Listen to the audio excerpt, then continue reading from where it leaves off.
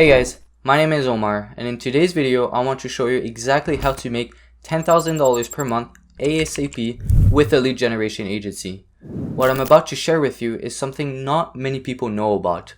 I'll take you through everything step by step without gatekeeping any information. You'll just see how quick and easy it can be.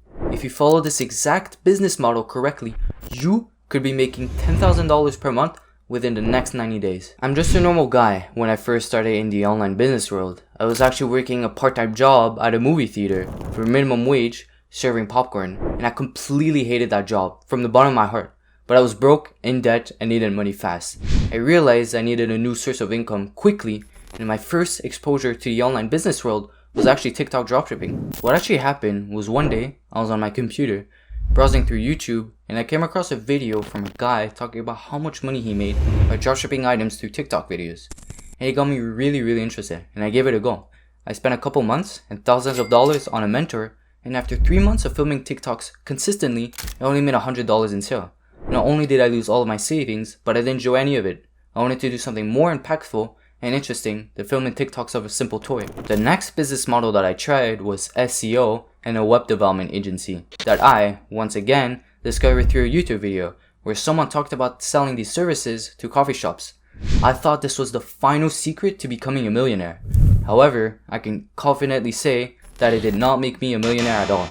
I spent 6 or 7 months on this agency and managed to land my first client, although the payment was made through Ethereum, which felt really shady.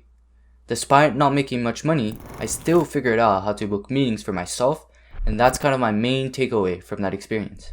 I was also in college, and some of my friends got internships at big cybersecurity companies, helping them book meetings for the company they were working with.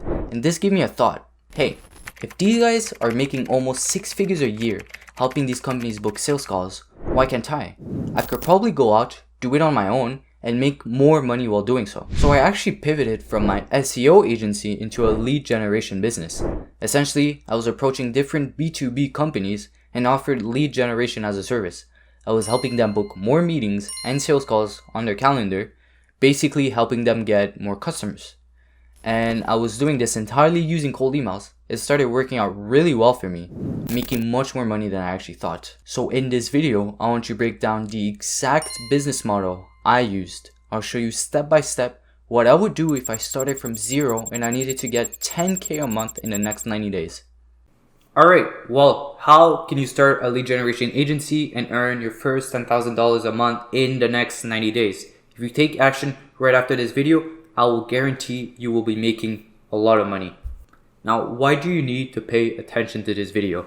I'm going to be sharing everything I know about this business model. The stuff I put in here on YouTube are things you could be paying thousands of dollars for on other courses. I'm not gatekeeping any information from you guys. You guys will be learning a lot. So what I'm giving is really straight value. If you're serious about making your first $10,000 in 2024, you should be paying attention to everything I'm saying. You're going to be learning a lot, and I guarantee if you really follow the steps I'm telling you, you will be making that money. So, take notes, rewatch the video, just do everything you want to do and save that video, and I'm telling you, you'll be making that money, guaranteed. The first question you're probably asking if you click this video is how am I making those $10,000 a month? And it's by building a lead generation agency. But, what is a lead generation agency, Omar? Well, let me explain this to you. With Google, what they said is that it's a company that develops and implements strategies that help businesses attract more leads. But, I have no idea what this definition means. So I used ChatGPT, and this is what they gave me as their definition. A lead generation agency is a company that helps other businesses find potential customers. They use various methods like online advertising, email campaigns, and social media to attract people who might be interested in this business product or services. The agency then provides the business with the contact information of these interested people, known as leads, so the business can follow up and try to convert them into actual customers. Essentially, what that means is you're going to be contacting other B2B companies, again B2B, business to business, so a business that offers a service or sometimes a product to other businesses. That could be a marketing agency, that could be a software development agency. There's a lot of B2B companies out there. What couldn't work would be, for example, something like a furniture store or a coffee shop. Those are B2C companies, so they work with customers, clients, and they can't really be working with a lead generation agency. But yeah, what we're doing is we're contacting those B2B companies. We're going to help them by outreaching their industry, who they work with, and we're going to generate them sales calls, and they're going to be closing those calls. And the method we're using is cold emails. But like ChatGPT said, you could be using other things like online advertising or social media. But there's also cold calling, cold LinkedIn outreach. There's a lot of ways to get people more customers. You could also ChatGPT said social media.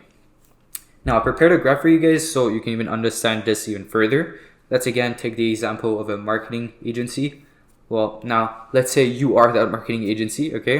And you want to get more customers. Every business owner wants that. You want to get more money, you want more customers, you want more clients. Well, the first thing you want to do is outreach to other people. But the problem is you're only reliant on word of mouth or referrals, or you're doing paid ads, but you're not making enough money from it, or your budget is too low, or it's just not working very well. So what you need to do is obviously get someone who can help you with that. And that's where a lead generation agency comes in. What we're gonna do is basically cold email, cold LinkedIn, cold outreach, cold call all of the people in his industry. So that marketing agency is working with e-commerce brands. So I'm gonna email thousands of e-commerce brands daily, and anyone who's interested, I'm gonna transfer that person, get him to book a booked call, and give him to the marketing agency. So then all the marketing agency has to do, sit back, wait for those booked calls, close them, and then focus on what he's actually doing, which is the SEO, email marketing, and ads. So this is just a win-win. You help the marketing agency get clients, you do what you're doing, and boom. It's pretty cool. I love helping other businesses, and if you love doing that too, then this is the best thing you can do. Now, how can you price this type of business model, right? Because it's a little different from other things. There's different ways to price this, but I would only, recommend these three. And well, the ones I recommend actually is mostly the top two, but you could also do the third one. So the first method you could price your lead generation agency is with a one-time setup fee or a pay per qualified call. So $3,000 setup fee and a $200 per qualified call. And what does that actually mean? Well, a setup fee is going to be a straight amount they're going to pay at the beginning when you're closing that client. They're going to be paying you $3,000. And don't think that is too much, because you're going to be buying a lot of things for them. You're going to buy email accounts, you're going to buy the software you're using, you're going to buy their domains, leads list. There's a lot of things you're going to be purchasing for them, and they add up, especially because they're monthly costs. So $3,000 is not too much money, and also you're going to spend a lot of time in this business. Setting up those email accounts do take a lot of time, and writing the cold email copy, doing the inbox management. There are things that I'm going to talk about later. So don't think that you're charging too high. Don't try to lowball too much in those sales calls. But what I love about this pricing structure, and you should be loving that too, is the $200 per qualified call. Now, not only is it super easy to sell, it gives more trust to that client you're trying to selling to, because they don't have to just be paying a flat monthly retainer, not knowing like, oh, if this month is super bad, I got only like 3 booked calls, but I'm paying him so much money for it. But now I'm just paying him for what actually he's getting me. So this is a great pricing structure, but it also motivates you yourself to get them more money, because if you work harder, you'll be getting more calls, and that means more money.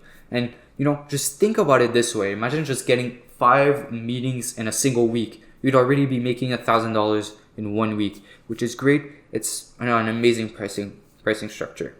Now, the one I personally use and prefer is the second one, but I still again recommend the first one more. But the second one is basically just a monthly retainer and a pay per qualified call, a bit similar to the other one. You do $1,000 monthly and a $200 per qualified call. The reason I prefer this method is because the things we're purchasing on that setup fee are monthly purchases mostly. So those email accounts and the softwares, they're monthly costs. So doing a retainer doesn't really matter. I'm not going to lose any money in the process. So if they leave out of nowhere for XYZ reasons, at least I won't be losing the money I'm spending. And the third one, which is not recommended if you're a beginner, this is really just for someone who has a shit ton of case studies, who's worked with a lot of clients, who knows what they're doing. They could be charging a monthly retainer because obviously you want to be paying for, you probably have more experience, so charge higher for what you have. $2,000 retainer is also really low if you have a lot of experience. They usually go for like $4,000 to $6,000 a month for those types of lead generation agencies with good experience. But yeah, like I said, I recommend the first two pricing models because it provides a good mix of profitability, and easiness to sell. Now, why will a lead generation business never be saturated? Well, just look at this Google search. First, there are 3 million B2B businesses in the US alone. Meaning, you will definitely, even if you get like 5 clients, you're gonna get like 3.00001% of the whole market. While you're doing other business models, if you do like SMMA, which is really saturated at the moment, everyone's doing that. Or if you're trying to do drop shipping, a product gets saturated like really quick. I've done that before. It's not something people like. After a couple months, you'll be like, oh, I've already seen that before. But lead generation business is never going to be like that, especially because business owner's goal in their own mind is to get more clients, and what you're doing is literally just that. So why the hell would a business owner not want that? They'll never find that extremely saturated. Like I said, every business owner wakes up every single day with the goal of getting more customers. Every single one of these businesses need more customers, and you are helping them get more customers by generating them those sales calls. Like Investopedia said, a company's most valuable asset is its customers, and without them, they're completely out of business, obviously. So no matter what the state of the economy is or the global events, businesses will always need customers, and you are giving them exactly what they need. There are over 3 million businesses in the USA alone, and this figure increases significantly when you include Canada, Europe, and other major English-speaking countries like in the UK. And this is why this business model will never be oversaturated. Furthermore, also, a lot of people say, cold emailing is spam, it never works, it's just extremely bad. But actually, it is still one of the most effective tactics in B2B sales. It works really well. Maybe because you aren't answering your emails doesn't mean those thousands of people you're calling or contacting aren't answering them either. It actually works very well. People do look at their emails and they do answer. So, like I said, since B2B companies is a very high market and cold emailing does work, then it's going to be the greatest business model. Well, it's a really good business model for you, easy to sell, and you're going to be making a lot of money with that. I know this sounds amazing, but obviously, what are the downsides? Every business has a con, but the only one I could really think of is if you hate sales, you hate talking to people, then this business is not for you. But let me ask you this question. If you were to start a business at the moment, if you wanted to make some money, you want to start your own business, but you hate talking to people, well, I'm sorry to tell you this, but I don't think there's really that many business models you can even be chasing for. I can't think of a single one where you won't be trying to sell to someone else and not try to talk to anyone. So if you don't like this con, if this is a real con for you, well, good luck actually making money. Now, here is the roadmap, to make your $10,000 per month. Your first step is to set up the email accounts. Then you're going to warm them up. Step 2 is going to be picking your niche. Step 3 is crafting your offer. Step 4 is building your leads list. Step 5 is running your cold email campaign. Step 6 is creating your video sales letter, VSL. Step 7 is campaign launch and inbox management. Step 8 is closing the deals. And step 9 is client fulfillment. Alright, well, step 1, which is setting up the email accounts. Let me just say something right away. Volume negates luck. Basically, that means the more emails you send, the less you have to rely on luck, and you will definitely get more meetings. So this is by far the most overlooked and straightforward aspect of business, neglected 99% of the time. If you send more emails, you will book more meetings. It's basic math. And in order to send as many emails each day as possible, you will need to set up email accounts. Obviously, you can't just have one email account sending 1,000 emails daily. You'll be sent in the spam folders right away, and obviously we don't want that. I did put together a video explaining you how you can set up those email accounts in details, but the issue is I've been using MailForge, and recently it hasn't been working at all. So I have to make a new video explaining why this is bad and how you can set up an actual mailbox using something that actually works, like Outlook or Gmail. So yes, I did prepare a video. I will prepare another one soon that has an actual good email account, but for now I'll explain you really quickly how you can be setting up your own email accounts at the moment. So the first thing you need to do is obviously purchase domains, because you aren't going to send email accounts with at gmail.com, at outlook.com. This is extremely unprofessional and no one will want to work with you.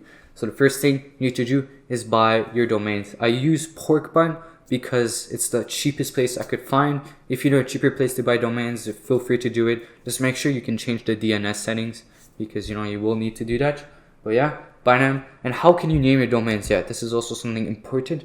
Don't spend too much time on this, but just make sure to never use your main domain to send email accounts. So my company is called Leap Inbox. If I were to use leapinbox.com to send those send some emails every day, and I do something wrong, like I put images, I put a link somewhere, or I just put something I shouldn't put, and I get blacklisted, well, that sucks, because the whole domain is gone and I can't be sending emails ever with the main domain of my company.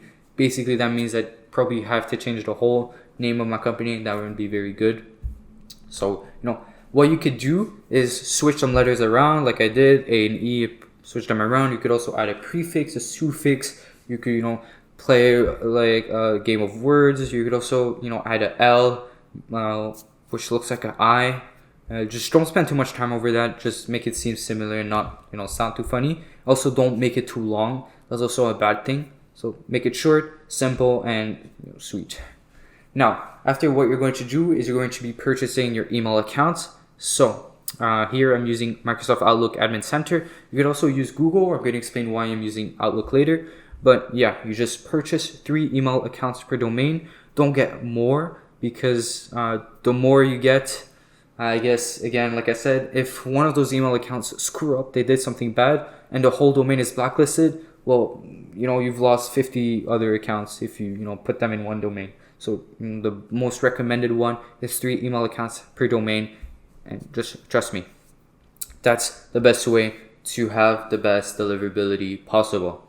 And now, the reason I don't recommend MailForge anymore, or any small email server, is because they don't work in the long term. So like I said, I'm using MailForge in this video, and the reason they don't work is because they're very cheap and they're small email servers. So like after a while, once they see those email servers get spams a lot, because it's not only you. Let's say someone else is using MailForge and they're doing something fucking shit and they get so many spams. Well, what that does is that it just destroys the whole reputation of that email server, and MailForge is now being shit, and you won't be getting any good deliverability anymore. And this is what happens with every single cheap email provider. So I don't recommend for you to use MailForge anymore.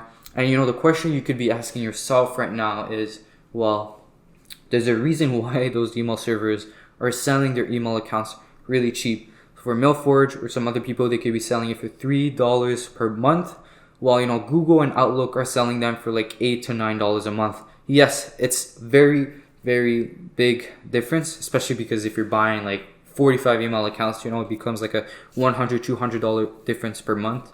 But there's a reason why they're cheap, and it's because they're not good, not reliant, and they will become bad. So I know you're probably extremely tempted to save some money, and you're going to see some other place selling email accounts for like cheaper, and you'll be saving a lot of money. But trust me, you're going to be wasting a lot of time. I literally just made that mistake, and I don't recommend it. There's also like other places where they sell, I don't really understand how that works, but it's like resell Gmail cheap accounts for like $2 a month. Don't do those. I've heard they don't work as well, and again, waste of money, waste of time, and don't spend your time over it. So what I recommend is the biggest two email servers, Outlook or Gmail, and you're less likely to get blacklisted and land in spam without noticing that you did something bad. Now the reason I recommend Outlook more, and the one that's what I'm using right now at the moment, is because Gmail requires phone numbers for every email account. So let's say you have 45 email accounts. I'm sure you don't have 45 phone numbers. So what you would need to do is purchase those temporary phone numbers. So already you're wasting more time and you're wasting some money for those temporary phone numbers. But also, let's say you added the phone number of that email account, and then 2 months later you try to log in and they ask for a phone number verification. Well, since you purchased a temporary phone number, that phone number is gone and you can't really verify anymore and get in the account. It's a lot of steps and too much things to worry for when it's something very useless. So now, what does the front end volume look like for my agency? Again, if you have more money, more budget, always go for more. But what I recommend is you at least for a minimum purchase 10 domains, okay, and then 30 email accounts, which will be sending 900 emails a day. So 30 emails per email account a day, which is going to be around $27,000 per month. Again, volume negates luck. If you can get even more domains, even more email accounts, feel free to do so. It increases the amount of book calls you could be getting every week. But the only issue is it does cost a lot of money. So if your budget is small, just at least go for a minimum of this. What I recommend, if you have a good amount of money, is do 45 email accounts, because like I said, 27,000 emails a month for 30 email accounts. You want to know how much you're sending a month for 45 email accounts? You're sending around 40,000 emails a month, which is a big difference just for 15 more email accounts. So if you can get more, again, volume negates luck. This is very neglected, but trust me, it's a very good way. It's a very good mentality to think of.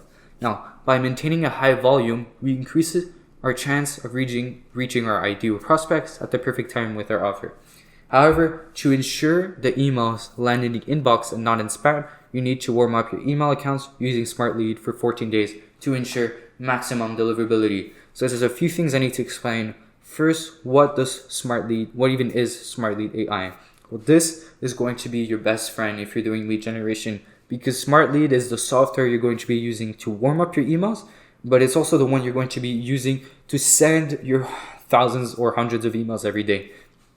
So, trust me, this is going to be your best friend. You're going to have to learn a lot of things from it, but it's great. So now the next thing I'm going to explain is what is email warming. Well, email warming is basically what Smart Lead is going to do is they're going to send fake emails to other email accounts and get good replies to make your email look legit. Because if on the first day you purchase your email accounts, you send 1,000 emails a day, you're going to be flagged and you're going to be blacklisted and never go on someone's inbox and always in spam, which is not what we want. So yes, 14 days is long, but you don't have a choice. You have to warm up your emails and get good deliverability, because we don't want to be in spam. It gives us a very bad reputation and we won't be able to reach as many people as we want. Since it does take 14 days, the first thing you need to do is purchase those email accounts so we don't waste any time and we can start right away. So once the warm-up period is over, you can begin to gradually send cold emails while continuing the warm-up process. So 2 important things: when you're done sending your cold emails, or you're done warming up, you can't be sending 1,000 emails right away. You're going to be flagged really quick. So what you have to do, it's again a feature that is in Smart Lead. You can start gradually sending emails and never turn off your warm-up process. You have to really look really legit to other email servers. You want to ensure that we have the best deliverability and not land in spam. So just do everything I tell you.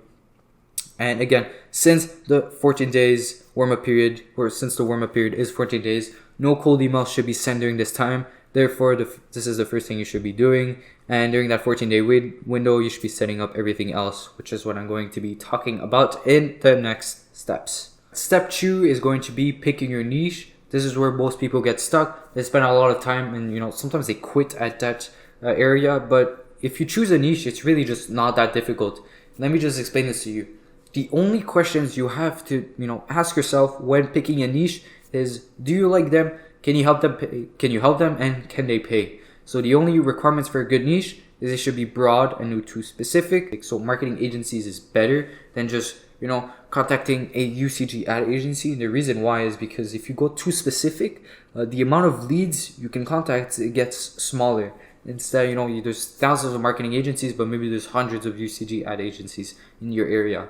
And the next thing is they need to be selling a service to other businesses. Like I said, you can't contact a B2C client, like a coffee shop, plumber, or realtors. This is not going to work for you. It's not going to work. And also they need to check their emails and phone consistently. So stores, again, coffee shops, trades, they never answer their phone or emails, which is pretty bad. And that's it. Like, that's the only question you should be asking. You shouldn't be taking hours researching or spending too much time thinking, being too picky. Because honestly, when picking a niche, you're probably going to be working with 3 to 5 niches before finding what works best for you. In fact, this is what I'm doing. I've worked with different niches, and it's not that one is better than the other. It's more you prefer working with one more than someone else, or you have better experience in that field, or you just prefer contacting those people even more.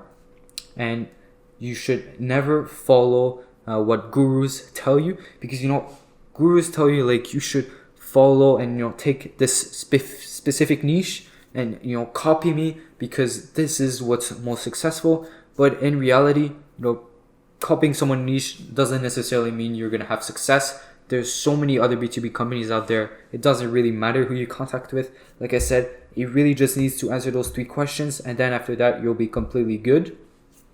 And yeah, realistically, you'll be working with 3 to 5 niches before discovering what works for you. I've tested and signed different clients from B2B industries. There's software development agencies, there's SaaS, there's recruitment agencies, and there's marketing agencies. Yes, they're all B2B agencies, but they all have differences and similarities. For example, on sales calls, software and SaaS companies are definitely more, technical. They ask you a lot of questions on how you do that, which could be something you don't like. Meanwhile, recruitment agencies, and sales calls, they aren't asking, too many details, but they also, technically for some reason, they ghost a lot, which could be something that, really pisses you off, or something you don't like, and, wouldn't prefer working with them. Which is why copying someone's niche doesn't necessarily mean it's going to work for you. Just really find what is best and what you prefer. You're going to be changing niches. Don't stick to one because, you've done it before. It doesn't matter. And, don't spend too much time also looking at someone's niche. So again, as an example, when I started lead generation, I was so tempted to copy someone else's niche, and it didn't work out for me. I thought this guy was a scam, and now, no, he's not. It's just I didn't like working with him. I did, in fact, get some meetings with that niche, but it's just something I don't prefer working with. There's so many niches that realistically you only need to enjoy working with one also. You don't have to also contact 5 niches at the same time. It's just going to be too much work for you because you're going to have to research on so many fields, and you're just wasting so much time when you could be working on one single niche. And again, if you are struggling or you don't know what other B2B businesses are out there, you could always ask ChatGPT, give me a list of B2B niches that, could benefit from cold outreach, or you could just do a simple Google search and ask, give me the best, B2B businesses that, again, do cold outbound prospecting. It doesn't really matter. Now, step 3 is going to be crafting your offer. And to craft your offer, you first need to understand why people will buy from you. So here's a picture from Alex Hormozi. The first question or the first point he's saying is, what is the dream outcome? So, and again, you're helping other businesses get more clients. So obviously their dream outcome is getting more clients, getting more money, getting more customers. Now, so step 2 is going to be the problems and obstacles. The problem they're usually facing, again, is something you should do some research on. Once you pick your niche, the first thing you should be really looking at is their pain points. And usually most of them are for example, relying too much on word of mouth, or their, referrals they're reliant, or they don't have enough money on ads. or they don't know how to do outreach. There's a lot of problems with that, or the economy is too slow at the moment. Just find the obstacles they're having, because when you mention their obstacle and when you give them a solution to their dream outcome, it sells very well. So yeah, again, number 3 is going to be give them all the problems and then give them the solution to them. So now this, for them, it's going to be extremely valuable. So maximize profit and value. You're going to show them how much value they're getting and the low cost of your service, or how much money they're going to be making. And after step 5 is going to be final high value, high profit, and offer stack. So again, what is their dream outcome when they want to achieve the result, and what's stopping them from achieving the result? And then you give them the solution to all of that. But again, how do we create as much value as possible with our offer? Right now, there's a simple formula you could be using in your value or offer, and I'll be showing you exactly how you could write that in words. But first, what you have to do is really just multiply dream outcome with perceived likelihood of achievement divided by time delay and effort and sacrifice. So again, their dream outcome is getting more clients, and you have to make them seem like it's real, give them a realistic number, and then you have to divide it by time delay. So you don't want them to say, oh, I'm going to get you 5 clients in 2 years. You have to give them a good time. So 5 to 10 booked meetings in a single month. It looks realistic. It's not that long, and you can also say it won't take a lot of effort. You barely have to do anything, and that's for them. It's going to be a great offer for them. So again, the questions is, what's the end result you are selling? How likely are they to achieve this result? This is why you can't give unrealistic numbers like 100 calls in 1 week. That's super unrealistic, and they're gonna think you're more of a scammer than someone who gives amazing value. And how long will it take to achieve this result? And how much effort and time will it take to achieve the result? So here's a template or a framework that you could use when building your offer. Is we help target clients do result. You will get them within time frame without pain point by using our unique mechanism or risk reversal. So we help target clients. The target clients basically is just to help make the email or the offer more warm when you're talking to someone, because you could be saying, oh, I help businesses make 10 to 20 booked meetings a month, instead of like saying I help software agencies help 10 to 20 booked calls a month. If a software agency sees those 2 offers, what do you think they will want to work with more? When they specify who they work with or who they help, it makes them think they have more experience, and it's a bit more warm when saying the author. And then the result you will give them is their dream outcome and their perceived likelihood of achievement. So you could be saying like, we help software agencies book 10 to 20 booked calls, and then you're going to say the time frame, so within 1 month, without the pain point, which could be the effort and sacrifice. But you could say like, again, the research you're going to be doing without relying on word of mouth, or saying by, even though you have extremely low economy, like if it's some like the market is not going super well, you could be mentioning that in your offer. And again, by using your unique mechanism. The reason why, I'll explain this later, but the mechanism is just to give them more curiosity, and the risk reversal is going to be some kind of guarantee. Now I'm going to be explaining again more in detail, so let me just show you a better example with a recruitment agency. So we help recruitment agencies book 10 to 20 sales calls in 30 days without relying on word of mouth by leveraging our outbound prospecting framework, and we only get paid on results. So the target client is recruitment agency. So if a recruitment agency sees this, he's not going to think it's a cold email reaching out to whatever people. It just feels a bit more warm. And then the perceived likelihood of it happening 10 to 20 sales calls in 30 days does sound realistic, and it sounds great. It's something I would love to get if I was in a recruitment, if I was like an owner of a recruitment agency. And the pain point, I'm relying too much on word of mouth, and this guy's giving me the solution. He's going to help me counter that pain point I'm having. And now that unique mechanism I'm saying is by leveraging our outbound prospecting framework. The reason you use this, and you're not going to say why sending cold emails with lead generation, is because when the person's going to read that offer, he's going to get more curious. He's going to be like, what is that outbound prospecting framework? You could be saying whatever you want.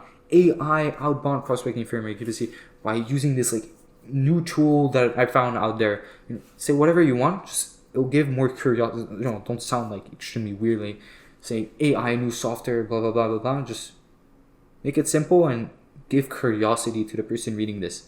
And the risk reversal, which I said is the guarantee, is obviously the pricing structure I gave you, and we only get paid on results.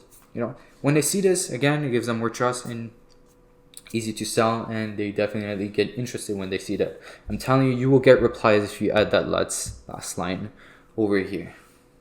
All right, well, now that you have your offer and you have the niche that you chose, obviously you're going to be building your lead list. So again, we've identified who you want to work with and what your offer is, but how do we actually reach out to these people?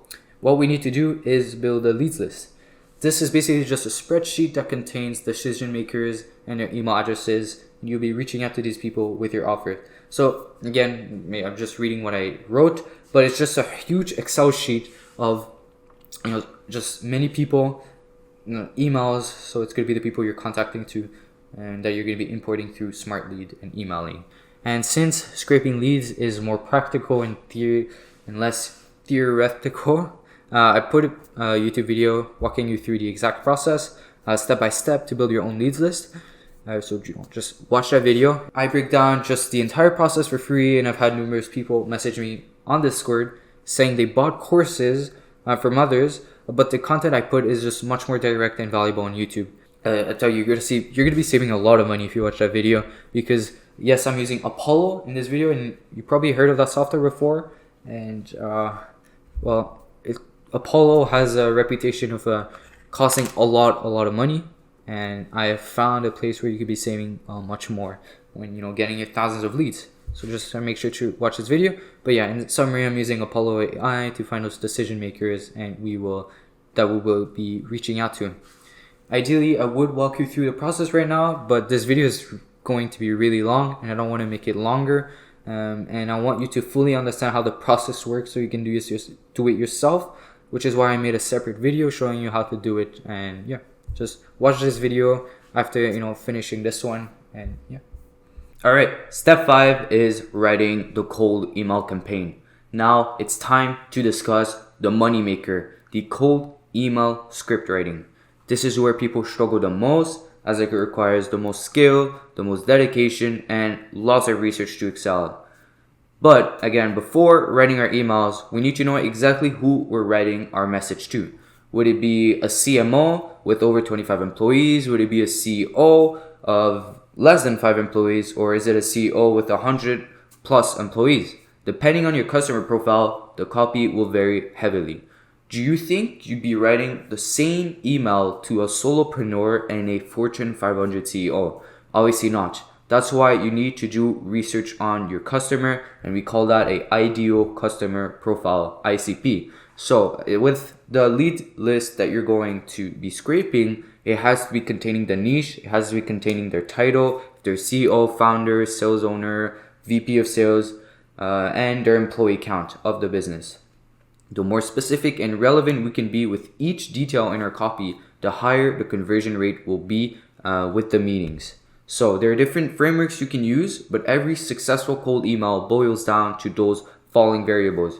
You're going to add an intro at the top. Hey John, hey Omar. Then you're going to add your offer, which is what we literally just built a couple minutes before. And then you're going to have a case study if you have, or else without case studies, just make sure you have that kind of guarantee that we get paid per booked call, which is some kind of guarantee instead of having a case study. But it's always nice to add one if you have one. And at the end, you add a CTA, which I'll get to later on. But that's a call to action. Based on my data from sending over 1 million emails and booking hundreds of sales calls, the best cold emails follow these guidelines.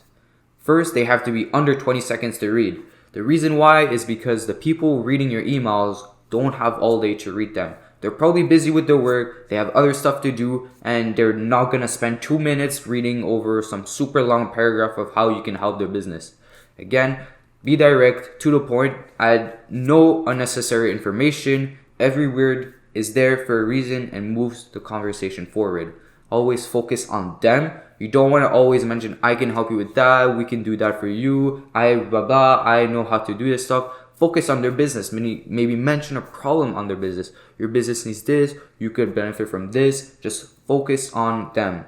And your offer needs to be clear. Obviously, someone quickly reading your email should understand how exactly you can help them.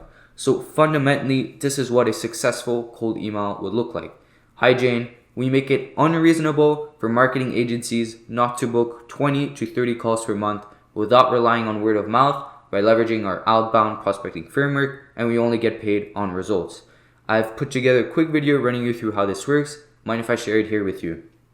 So we see the intro, we can see the offer. I didn't put a case study because I'm sure most of you guys watching this video probably don't have one if you're a beginner, but if you do have one, just add it to the next line after the offer. And here's the CTA, which I'm going to talk about later on in more details. But obviously there's so many different angles you can use in your cold emails. You could start with a pain point related question. An example for this would be if you're working with a cybersecurity company and if you are a cybersecurity company, and you see that there's a bunch of issues and hospitals getting hacked everywhere, you could be saying, hey, your competitor, this hospital got hacked recently from blah, blah, blah, blah, blah. We know how to avoid this. Put together a quick video on how you can avoid that. Boom, that's a good email with a pain point related question. Or else if you're a web development agency, you could also say, hey, I noticed this little bug, this little mistake on your website. Here's a quick video showing you how I could fix this for you.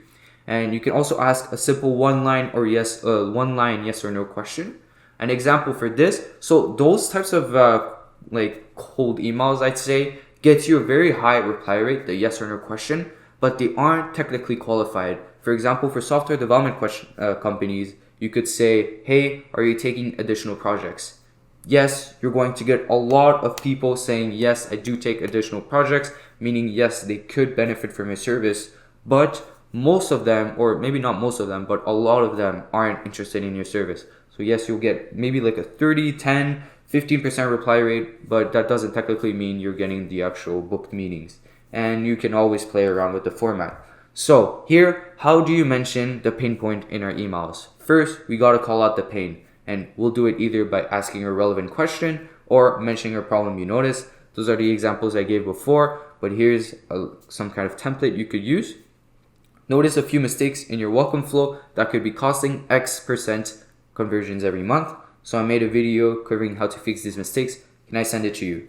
This is fundamentally a good email because it is direct, to the point, contains no fluff, clearly presents our offer, and takes less than 20 seconds to read. A major aspect of why this cold email prints meetings is also because of the call to action. So I kept saying, I'm going to talk about this later, I'm going to talk about that later, but here, this is the call to action. So there's a reason why I'm not asking someone to get into a call right away. I'm always giving some kind of video or some kind of value to them. The reason why is because, think about it, okay? Let's say you are someone getting emailed to and some random stranger just tells you, hey, I can help you make more meetings, get in a call with me, let's spend 30 minutes, let me sell you to you. Well, obviously, the person doesn't know you, he has no trust for you, and has absolutely no idea who the hell you are. So why would he spend 30 minutes on a call getting sold to when this could be a complete scam or just a fat waste of time? Even for me, I wouldn't want that. I need something in return. I need some value. I need to know who that person is before even talking to them. This is why you should never ask for a call on the first email. And that's why most gurus fail in their teaching cold emails.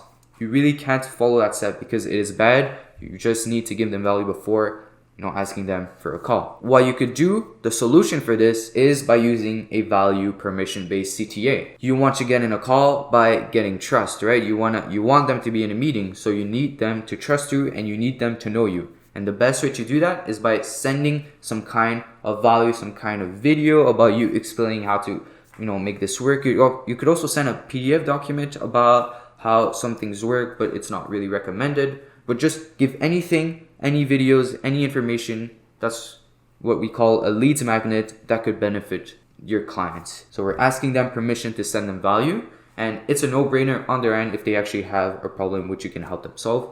This way, there's a lot less friction since you're offering to provide value rather than asking someone from them right away. and using a value permission based CTA will instantly skyrocket your reply rates. Trust me, if you add some kind of value instead of asking for a booked meeting right away, you will get replies, you will hear about some people getting interested, and it will help you in your sales process a lot more because they know who you are now and they know what you do. I'm gonna explain more on what type of videos you could be sending on the next step, but just a quick point about lead generation that I really love is that since lead generation is something you're doing yourself when outreaching your own clients, you are getting experience before even having your first client. Meanwhile, if you're doing SMMA or some other kind of marketing or SEO, well, when you're outreaching people, you're not actually having experience from, for example, the SMMA, right? You actually need to be learning it somewhere else or make some other businesses. It's kind of hard, but lead generation, you're doing it yourself first before even helping other people, which is something I really like about lead gen and it helped me learn a lot for my first client. Step 6 is creating your VSL. This is the real sauce. Everyone thinks the secret to cold email success is either spending a ton of emails, sending a ton of emails, or sending personalized, carefully crafted emails. And while both of these are super important, as they're at the top of the funnel in direct response marketing, they are not the only factors that matter. Theoretically, anyone can copy your email copy and everyone can have the same leads list as you. Anybody can do this if you think about it, but what separates you from making a ton of money and someone who struggles with even booking a meeting is the middle funnel. Remember earlier when I mentioned that the people you will cold email don't know you and they don't trust you? So how do you make those people know you? How do you make those people trust you? You have to pay attention to this part. Honestly, this is one of the most important parts in this whole video because it will make your offer way more interesting. It'll create more trust. It'll pre-sell your prospects and warm them up. So the secret to all of this, the secret solution is creating a VSL, a video sales letter for your offer. Remember at the end of every email, that CTA, hey, would you mind watching a quick video? I set up a quick video. Would you like to watch it? Those are for a CTA, for my VSL. This is the difference between collecting cash for your business or struggling and feeling like you're scraping pieces for your business. This is what allowed me to go from $0 to $10,000 in my lead generation in a month. And once I figured this out, it completely changed the game. So I'm going to show you some kind of workflow to just give you an idea of how this actually works in your email sequence. So we have the top of the funnel where we have cold LinkedIn, we have cold call or cold email, which is what I'm using right now, but you could be using these other things. Then after that, once they answer to your CTA, would you like to watch this quick video? You're going to be sending them that lead magnet, that quick video, the VSL. However, you can also put other things. There's like PDF, there's docs, case studies in a video format is even better. But, send whatever lead magnet you have. I recommend VSLs, but for different companies, for example, if you're some kind of website companies, you're not really going to send a VSL. Maybe you just make a quick video about how their website is broken and point out an issue. After that, if they give a positive reply, you're going to make them book a call. They're booking a call. And I put another VSL section. And what that does is, for example, as soon as someone books a call on your calendar, it's going to redirect them to a link full of videos of you. And this is just so people could even watch more videos of you, know exactly what you're doing, and just trust you even more. The more videos they watch of you, the more trust they'll have. So just try to send as many as you want without, bombarding them. When you send them an email, don't send them like 5 links since 1 link of videos. But once they book a call, is where you could just redirect them to a page of like your YouTube channel. You could do that, for example. And then here comes the sales call, which is going to be 100 times easier for you because now they already know what you do. So there's no pitching needed. And, you're just going to be talking about their business. And yeah, no pitches needed. And now, if you have any doubt about this or how this works, or you think you can't do it, saying, I don't have a nice camera, I don't have a nice mic, trust me, this is my first VSL. My first VSL was actually complete garbage. I filmed it off an old iPhone, and I barely did any editing. I mean, you can see it. Look at my background. I have like random posters, super unprofessional.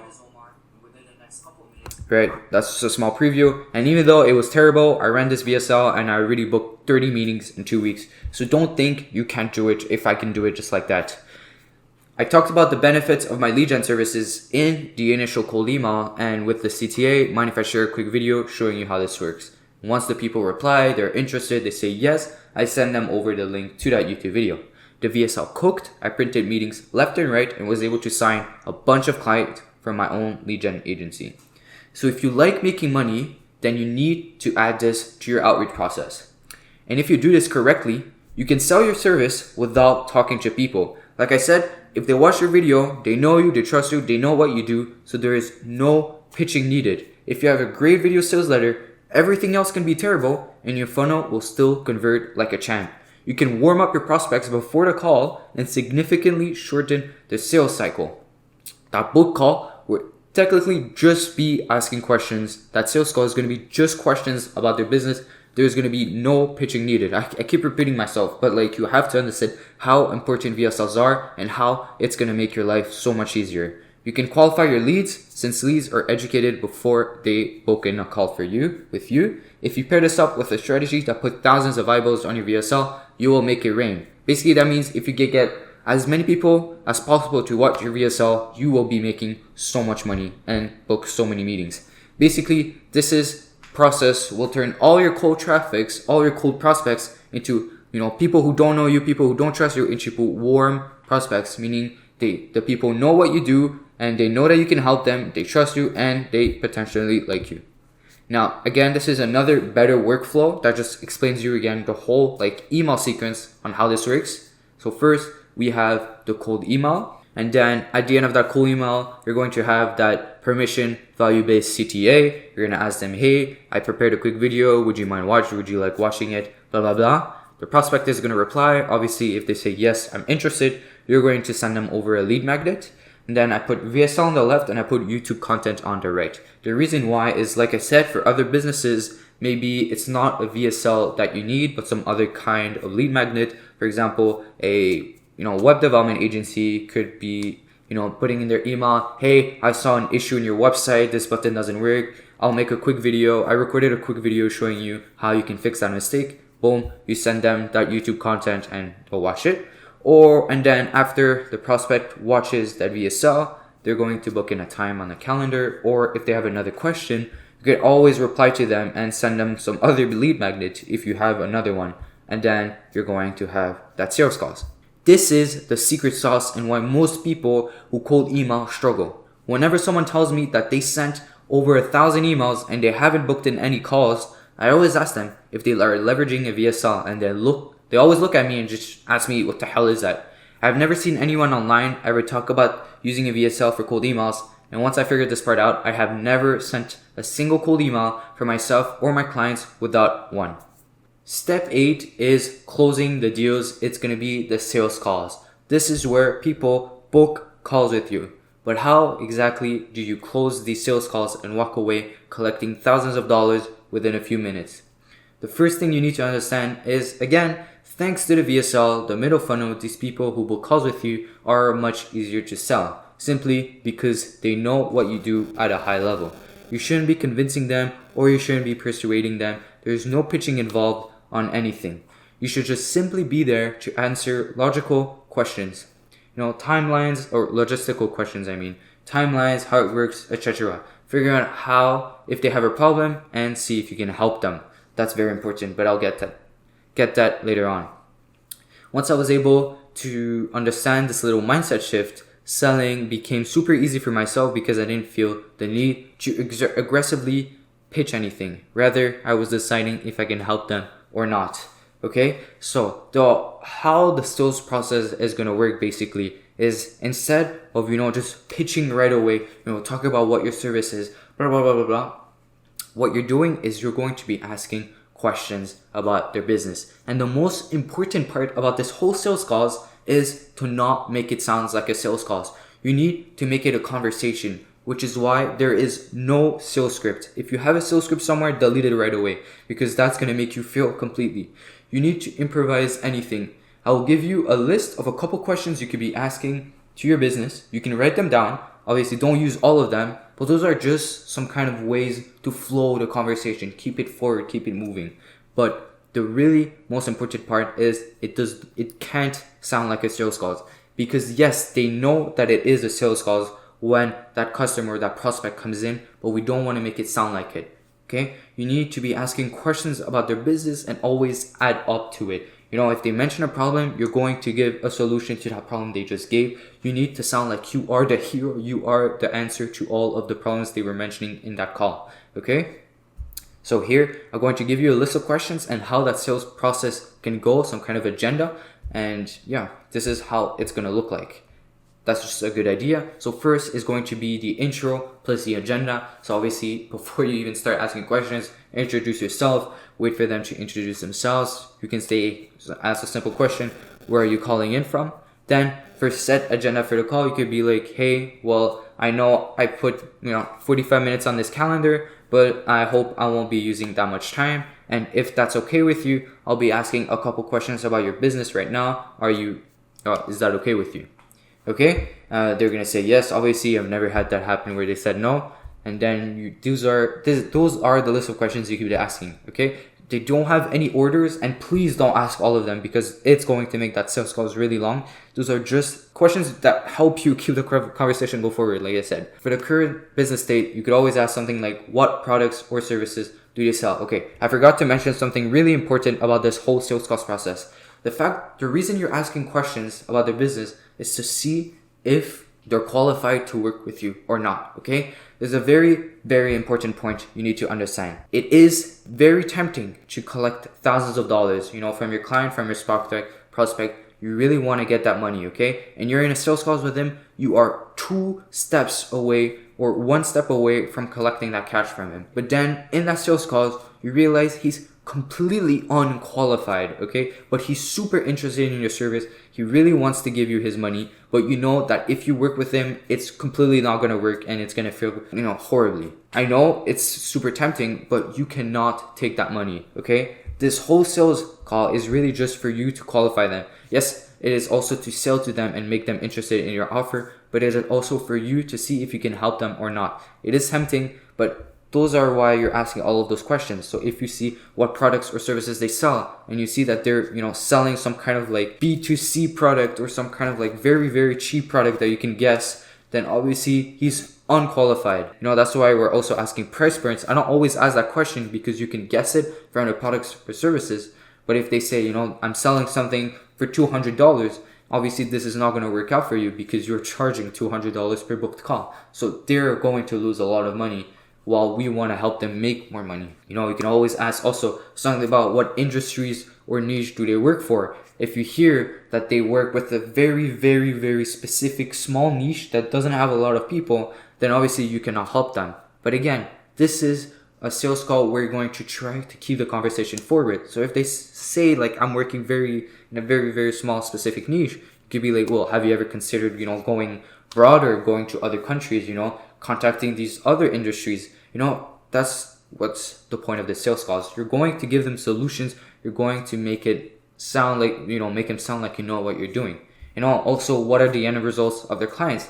If they say, hey, I don't have any case studies because they keep leaving, I've never really finished a project or, done a project properly, then you know that, they're not the right fit because they're bad business. And then you can ask questions about the current sales process, and those are really also to help you add the conversation forward. So, what are they currently doing to get new customers? If they say, oh, well, so far I'm only getting them from referrals and word of mouth, then you can, give that solution. I know I'm aware of that issue. A lot of software agency companies are going through that issue. And, personally, I think cold email is really great to help you with that. It, helps you have a very consistent amount of new meetings every week, and you can get a high amount of projects signed within the next 3 months. Same question, how are you currently booking meetings for your own business, and what are the results of that current process? They could also be saying, I've worked with a lead generation past before. That's where you ask, what didn't go right with them? Why did you get in this call? That's also a very, a question you could also ask in the intro is, what made you get into this call? He might just give you a problem right away. Oh, well, I've been struggling a lot with that, blah blah blah, and then you give them the solution. You don't even have to ask that many questions about their business state, because they've answered all of it, really just to keep the conversation forward. Qualify them even more. You're gonna ask them, have they ever considered cold email, or what are their thoughts about cold email? If they say it's spam, if they say they don't believe in it, then obviously they're completely unqualified for you, because you're doing cold emails. Unless you're using some other outreach method, obviously don't work with someone who just doesn't believe in what you're doing. They're just going to be a huge hassle and be very mean to you. And have they ever tried it before, or what happened, is another example of questions. What a good question you could also ask is their future business state. So what does success look like to them, or what are their goals? If you're working with a software company that sells a software or some kind of project for 300K, and he says, I want 20 clients within the next 3 months, that is completely unrealistic and impossible to reach unless you are buying like millions of email accounts. So again, make sure they say some kind of realistic numbers, because if they say, if you can't make those numbers happen, sign him, and you don't make those numbers happen, then he's going to be completely unsatisfied, even though you did a really good job. And again, at the end, you can also add a little pitch. A bit ignore that, because the pitch is really just giving the solution to all of the problems, and you can summarize it all at the end and just say, hey, well, talking about all the problems you had, well, this is the solution, I can do this for you, and blah blah blah blah blah blah. And then after that, they're probably going to ask about your pricing, and we've already known how you're going to price your thing. But at the end of the day, sales is just a numbers game, and not everyone you jump on calls will be closable. Some actually might not even show up, and some won't have problems you can solve. Some might not believe in a process, or again, some would want to give you your money and get started right away, but the vibe isn't right. It's very tempting. Like I've had this happen before, but just make sure not to sign them if you can help them. What I love about this sales calls is because I've already sent them a VSL before. So if you have never taken a sales calls in your life before, because of the VSL and middle funnel, which we talked about earlier, you should be able to close at least 30 to 40% of all sales calls, since these people you're chatting with already know and like you. Why $10,000 is easier than you think. The numbers work in your favor. If you send enough emails, follow the cold email framework that I outlined, and leverage a value permission-based CTA with a properly done VSL, there is no way you don't make money following this process. If you look at the numbers from my own cold email campaign I shared earlier, let's just break down the math. I have 56 positive replies right now with a 50% closing rate, which that makes 28 booked calls. Out of those 28 booked calls, I have a 25% closing rate, which gets me 7 clients. If with the pricing structure that you use, and you use the setup fee, each client with a $3,000 setup fee, you would already be making $21,000, which is already way higher than $10,000. So these are highly conservative numbers with a low closing rate. If you do the VSL correctly, you should be getting 15 to 20% closing rate minimum if you're not even great at sales. Your next steps. Well, right now in this video, I didn't gatekeep any information, and I shared all the valuable data you need to take action, sign your first client, and reach $10,000 per month ASAP. If you act on this video, you will make money 100%. This is the type of information that gurus charge thousands of dollars for, but I'm giving it to you completely free. Now, obviously, all of this makes sense, and once you really start implementing it, you'll encounter challenges and have questions. As a business owner, you will need to figure some things out on your own, and that is called problem solving. However, this process could take 3 months, 6 months, or even a year if you try to do it all by yourself. So, that's your first option, doing it all alone. But you also have a second option if you're an agency owner, want to start generating leads, but don't have the time or would prefer an expert handle it for you. You can always book in a call with me and we can discuss this further. Other than that, thanks for watching this video. I hope you learned a lot of information and I wish you a very good business success. Goodbye.